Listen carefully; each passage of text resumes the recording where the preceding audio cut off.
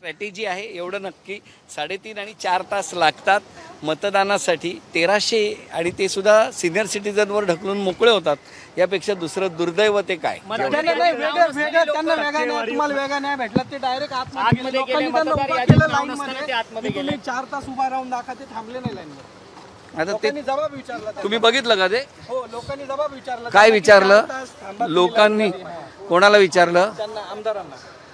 हे लोकांच्या नजरेस आलंय ना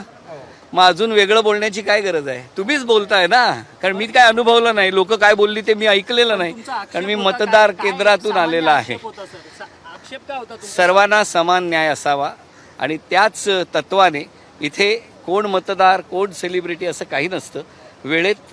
आलेल्यांना 4-4 तास जे उभं राहावं लागतंय त्यापेक्षा गतिमान जर मतदानाची व्यवस्था केली तर फार बरं झालं असतं आणि लोकांचा काय उद्रेक आहे हे तुमच्या माध्यमातून मला कळतंय तर मी लवकर घरी जातो आणि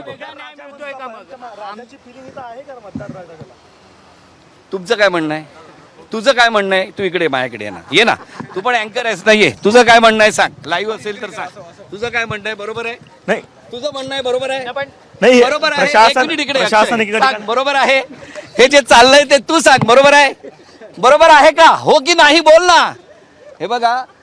इथे असलेले हे जे कॅमेऱ्याच्या पाठचे चेहरे आहेत त्यांना जरा एकदा तुम्ही ये बाळा ये तुला बरोबर वाटतंय ये तूही जागरूक मतदार आहेस तू पण ये ना अक्षय मान्य आहे तुला हे पटतंय होय की नाही नमस्कार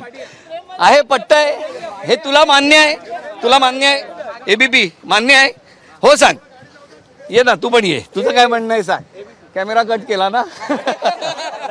ठीक आहे एबीपी माझा उघडा डोळे बघा नीट.